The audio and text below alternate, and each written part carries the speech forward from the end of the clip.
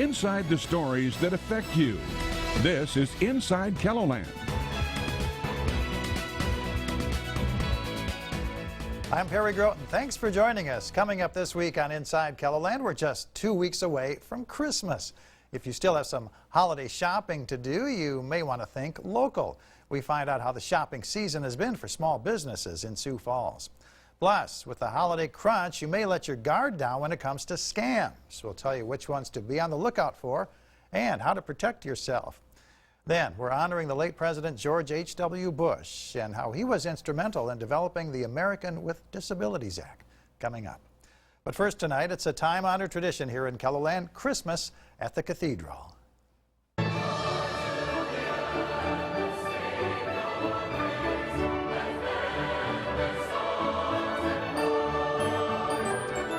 These are the sights and the sounds from last year's joyous concert at the Cathedral of St. Joseph in Sioux Falls. Organizers are now putting on the final touches for this year's concert that kicks off in just a few days. Joining us now are Mark Konzemius, the director and producer, as well as Dan Goller, the conductor and music director of Christmas at the Cathedral. Thank you both for joining us. Great to be here. Well, what's going to be new this year at the Christmas at the Cathedral? Well, Perry, this is the 22nd year. It will be our 101st concert by the time we're done. And every year we have a different theme. This year the theme is Unto Us. And it's kind of interesting because we're going to take a look at the Christmas story, which is worth unfolding, being told often, and you learn a little something different every year. We're going to look at it from 700 years before it actually took place through the eyes of the prophet Isaiah. Sure. And talk about the talent performing this year at the Christmas at the Cathedral. Well, we're really excited to welcome back really a terrific tenor, Mike Eldred. He's actually known on Broadway as one of the longest standing leads on Les Mis in the character of Jean Valjean. Also Nashville recording artist Shelley Jennings is returning. And then for the first time we're going to invite Joe Obermuller, who's the head of theater at USF. He's our actor who plays the role of Isaiah. Sure. Well, Dan, give us an idea about what your end of the production involves then. Sure, I'm involved in basically conducting the orchestra and the choir and working with the artists to develop and kind of craft their tailored arrangements, because we have different artists, guest artists that come each year, and so each year as Mark and I talk about the theme and develop the script and choose the musical selections that we'll do for all those different performers, it's my job to sort of sit down and be able to craft arrangements that will reflect the sacred space that the cathedral is, as well as the festive and joyous spirit of the season as well. And some of the work here is original compositions by you. Tell us about that. Yeah, so my wife and I have kind of been working for several decades now, working in composing and arranging music for choir and solo artists, and so any year where we find that there's a good opportunity we don't find a good song that's the perfect fit for our show, then we have the opportunity to compose or arrange a new song that we would like to see incorporate some of the text and some of the ideas that are pertinent to that year's theme. Yeah, Mark, what does Christmas at the Cathedral add to the holiday spirit here in the Sioux Falls area, would you say? Well, it's a great tradition. I think it highlights a couple of really great beacons of hope. The cathedral is the community's cathedral. It's really a beautiful, sacred and civic landmark here in the area, as well as it highlights another beacon of hope, which is the Bishop Dudley Hospitality House, our homeless emergency shelter. And they're both the beneficiaries. We have endowments for those two beacons of hope. And on Wednesday, we have our one and only dress rehearsal, Perry, and it's a lot of fun. We actually take a bus and go down to the Bishop Dudley House, and we go to the banquet and the St. Francis House, pick up the guests, and we treat them to this special performance. We also, thanks to Fazoli's Restaurant this year, we're going to give them a special dinner, and then people in the community donate cookies and other things, and we do a reception for them as well. Yeah, what is that like for the people that you do pick up and take to that? Well, it's they're very, very grateful. For many, of course, they've never been in that space. They've never been exposed to that kind of music, with an orchestra and that level of performance. But like most things, Perry, the more you give, the more you get. We receive so much more, the performers and those of us involved in the production, by being able to do this for them, to experience the joy and really understand the real meaning of Christmas by doing something like this. And tickets are still available to attend the shows. Tell us about that. Yeah, we have 6 concerts, and 2 of the 6 at this point are sold out, but there's tickets available for the other 4 concerts. We encourage people to call or go online. You can Google Christmas at the Cathedral. You'll get connected. The area Hy-Vee stores as well have tickets available. Dan, how much production work is involved in something like this, the rehearsals and things like that? A lot. Our choir begins rehearsals in late October, and so we do several rehearsals with just the choir on their own.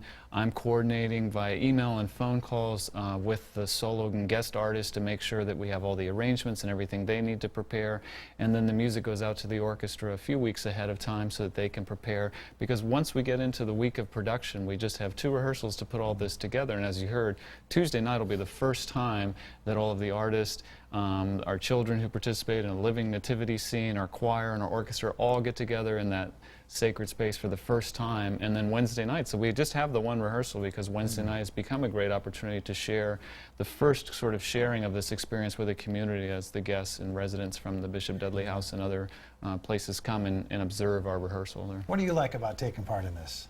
I mean, it's a beautiful expression of our faith, and just I love the way that we see the community come together to celebrate the spirit of the season. It's a little bit like a family reunion. You know, we've had some people that I've only been involved, this will be my 10th year, but there are people who've been at all 22. And so it's a very meaningful occasion for our musicians, and the people from these well-known artists who come in from out of town just talk about how this is such a wonderful opportunity for them. They love coming to Sioux Falls. Even in December, you know, when the weather's cold, they still love coming here because it's such a meaningful experience for them as well. And Mark, what do you like about it? Same thing, Perry, and I would say, you know, we've not done a scientific study, but many of the people who come to Christmas at the Cathedral are not Catholic. There are a whole variety of denominations, as well as those who are performing in it. So it really does feel like a Christmas community celebration. And, you know, when you talk about the true meaning of Christmas, if you will, I think we all know what happened at Christmas, and that's pretty remarkable, and how it happens really remarkable, but what's really inspiring is why it happened. To me, it's the ultimate love story, you know, that we're all individually loved that much that God would come down to us in the form of this very humble child, right? And the great reason why he came is for each of us because of his great love for us. And that's what the celebration is all about. Well, thank you both for joining us for Inside KELOLAND. Thank you, and Merry Christmas, Barry. Merry Christmas to you, too. And if you can't make it to the concerts this week, don't worry. KELO TV will air Christmas at the Cathedral on Tuesday, December 25th at 6:30. Well, stay with us. We've got more on Inside KELOLAND after the break. We talk with the Better Business Bureau about how to protect your information and gifts this holiday season. We're back right after this. Welcome back to Inside KELOLAND. With a countdown on to Christmas, you may be scrambling to get those last-minute gifts, but you still need to keep your guard up when it comes to scams. Joining us now is Jesse Schmidt from the Better Business Bureau. Thanks for joining us, Jesse. Hi, I'm happy to be here, Perry. Thanks for having me. Well, Jesse, one of the things people have to watch out for are these their packages getting stolen left at their doorstep, these so-called porch pirates. What does that involve? Yes, exactly. So criminals are driving around neighborhoods this time of year and looking for packages that are left on your stoop, and they'll just go and take them regardless of what they are. So, right, it's beginning to get out of control the last couple of years. How do you protect yourself from being a victim of a porch pirate? Well, I would say if your office at all would allow you to have your packages shipped to the office, I would encourage you to do that, number one. Track your packages. So oftentimes when you order, you're sent some tracking information. What you want to do is go out to whoever's shipping it to you and see what the tracking is. Where's it coming from? Use your credit card because if something is lost or stolen, you have protections with the credit card company that they would allow you to get a refund or support you if that package is indeed stolen. Another scam that's coming up this year involves informed delivery service for the U.S. Postal Service. How does that work? Right, so something that really started out with great intentions, because every piece of mail that goes through the post office is scanned in.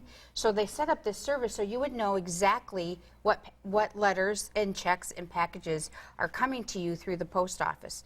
Well, unfortunately, what criminals are doing, they are also signing up for your address. So they know when you are getting checks and when you're getting other packages.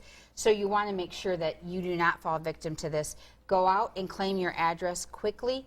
We just heard of a lady this year that is just in our community in the last week who's been a victim of this. And it's terrible, absolutely terrible for her.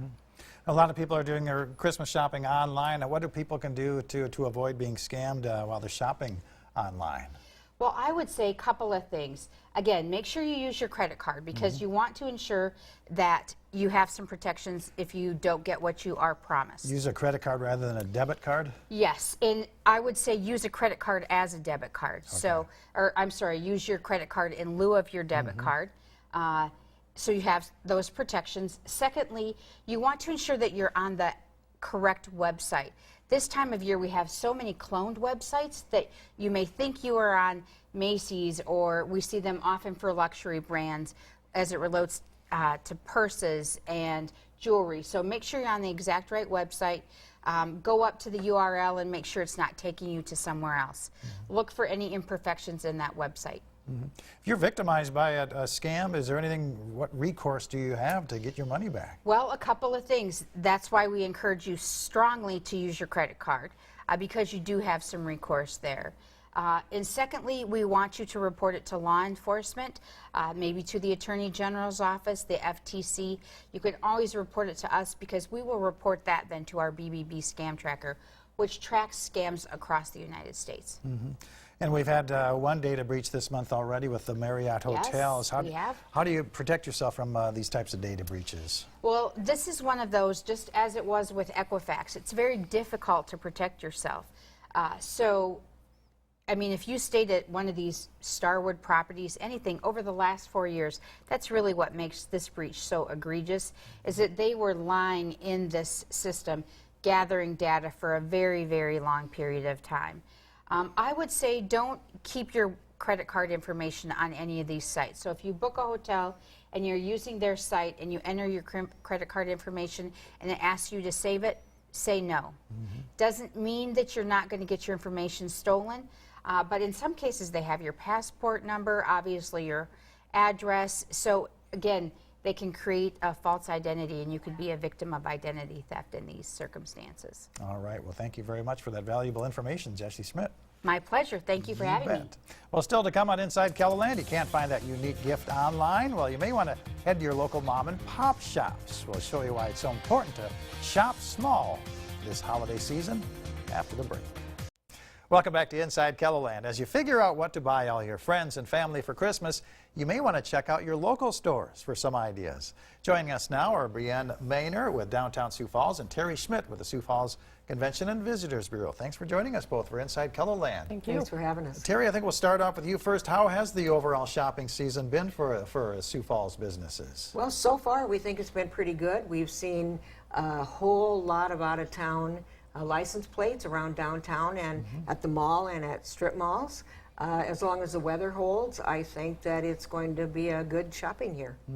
Well, Brienne, tell us, how has it been for downtown Sioux Falls stores? Same, you know, it's definitely seeing a lot of out-of-town license plates.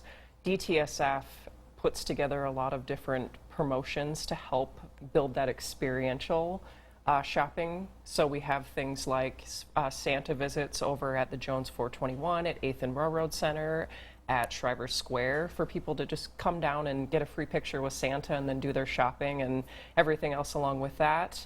We've also launched a new downtown gift card program. So people that are looking for someone that they're not quite sure what to buy for that person, they can purchase a gift card that would allow that person to purchase things in over 50 different downtown shops. So a lot of variety, a lot of flexibility there, and just a great gift for individuals and also for corporations. So if there are businesses out there looking for something for their employees, this is a great opportunity to give back to the downtown community and get something really unique for your employees. Brienne, how did last week's snowstorm affect business? You know, I think it did a little, obviously. I think everybody was hunkering down last weekend, but I did hear back from our team who set up Santa visits over at the Jones 421 building, and it was steady. And I know the businesses inside of that building, who are all fairly new to the downtown community, really appreciated that effort, you know, to let people know that they're up there. You know, downtown isn't just Phillips Avenue and East Bank. There's a lot more to offer, and there's a huge footprint that people have to explore in downtown Sioux Falls, and that includes the Jones, which is right across the street from what's going to be our brand new Levitt Pavilion, which opens this summer. So just, yeah, there's a lot going on in downtown Sioux Falls and a lot to explore. If you haven't been down in a while, you should. Yeah. And Terry, with Thanksgiving came a little earlier than usual. That means more shopping days for holiday shoppers. That's a good thing, right? That is a good thing, and you know, Brianne said a word that's so important in what we're talking about. People don't come to a town just to like run into stores and run out to do that shopping. They come in for an experience, and it includes shopping, but they also experience restaurants that they may not have at home, or they may go to another event while they're here. So it's all about coming in and having that good time, which shopping is, you know, a big part of that, no matter where it's at in Sioux Falls. And fortunately, as the community grows, we have more and more shopping areas throughout the community. You know, downtown, of course, is so strong, and the mall and the different areas that are growing. That all adds to the experience for people who are coming to Sioux Falls. Plus, of course, our great hospitality. Yeah. And we always have to put that in there because we so appreciate people coming from out of town to Sioux Falls. That experience also includes a stop by Falls Park to see Winter Wonderland, right? Absolutely, it does, And yes. that kind of started at your kitchen table many years back, right? Tell us about that. Well, one Sunday evening, I took out a yellow legal pad, and I started writing this idea of lighting up Sioux Falls and downtown, especially Winter Wonderland at Falls Park. And the next morning, I ran into then Mayor Dave Munson, and I said, I have an idea. And I remember him looking at that yellow legal pad and us talking about it, and he took the reins from there, and he made it happen, and the rest is history. Wow, yeah. How big of a draw is that and a help to shoppers or to stores in Sioux Falls? It's a draw. We've tracked it, and the license plates that go through. You know, too, it's a sense of pride. So many people will come into town, stay with families or whatever, and it'll be, you have to go through Falls Park. You just have to see it, you know, before you leave. So we have a lot of that. We have bus tours that come in just to see it. And it's really a feel-good thing for the community. It's beautiful. Well, Brianne, what are you looking at for now for the next couple of weeks, last 2 weeks of shopping season? What kind of things are you looking forward to now? We are really looking forward to continuing to support our small businesses, our small business owners specifically. This is a really important time of the year for them. Q4 is kind of what they gear up for all year long. So we just want to make sure that they're supported, that people are coming downtown and realizing that when they shop small and they support these small businesses, a larger percentage of their dollars stay in our community and they make our community a better place. You're also supporting someone that you likely know. It's your neighbor, you know, it's the person you go to church with. It's, you know, your best friend or whoever that is. It's just really great that you get to, you know, touch and feel and see that person that's working so hard to make our community a better place. So we just ask that people come down and support these hardworking small businesses. Very good. Well, thank you both for joining us for Inside KELOLAND. Thank you. Merry Christmas. Thank you. Merry Christmas to you, too. And coming up in our final segment of Inside KELOLAND, we honor the legacy of President George H.W. Bush, that he's leaving behind and how his work in the White House continues to help people with disabilities. We're back right after this. It's been 1 week since the nation lost our 41st president. George Herbert Walker Bush now rests in Texas at his presidential library next to his wife Barbara. Americans continue to honor his legacy, including his work to protect people with disabilities. Kenneth Craig introduces us to one woman who credits Mr. Bush for granting independence and freedom from discrimination to all Americans. Judy Heumann has made it her life's mission to fight for the rights of disabled Americans like herself. Which is why she'll never forget July 26, 1990, the day President George H.W. Bush signed the Americans with Disabilities Act. The law bans discrimination based on disability and requires certain public physical accommodations. We must remove the physical barriers we have created and the social barriers that we've accepted. It was a major turning point in the lives of disabled people. Heumann developed polio as a toddler and has relied on a wheelchair ever since. Her activism to eliminate discrimination against people with disabilities spans decades, and in the late 1980s, she took that fight to Capitol Hill. Discrimination is intolerable.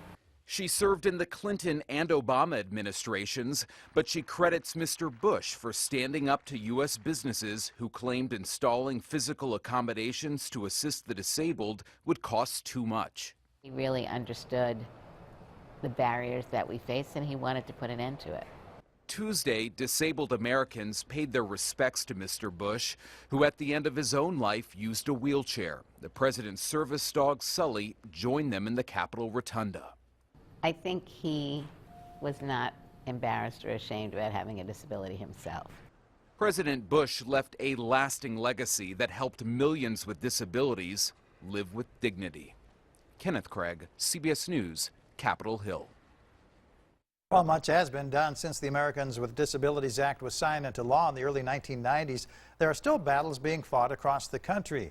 The Rocky Mountain ADA Center is a technical assistance center that offers training, referral to experts, and research. It serves 6 states, including Colorado, Montana, Wyoming, Utah, and North and South Dakota. KELOLAND's Sarah McDonald sat down with the director of the center, who explains the importance of the organization. Under the Americans with Disabilities Act, it is illegal to discriminate based on disability. Since it was signed nearly 30 years ago, it has helped make it easier for people to gain access to different locations. I think definitely in the 90s when the ADA was signed, there was a lot of activity around how are we making public places accessible, giving employment opportunities to individuals with disabilities, etc. Barton says in any state, as well as South Dakota, there is always important information for people to know when it comes to ADA awareness. I definitely think just general awareness for individuals with disabilities. So if you're a business owner looking at the accessibility, the physical accessibility of your location, looking at the accessibility of your website, can individuals with disability access the same opportunities as others through your website? Not only should a location have proper access to the building, but also inside. The other thing to remember for businesses is that they're required to have effective communication. That means that they need to be able to communicate with individuals who might have hearing loss or vision loss, be able to speak in plain language, maybe have large print materials available if needed. She also says it's important for the public to know the correct information when it comes to the ADA. We're here to answer questions for individuals with disabilities, families, state and local governments, business owners, etc. So we do get many questions about physical access and how to make physical locations accessible. Yellow lights are flashing. Barton also says it's important to make sure your location and website are both ADA compliant. If you're interested in learning more about the Rocky Mountain ADA Center, you can call their phone number. We've also provided a link to its website under the story at KELOLAND.com. That's it for this week's Inside KELOLAND. You can find out more about today's topics online at KELOLAND.com. Join us every Sunday following the 10 o'clock news here on KELOLAND TV. Have a good night.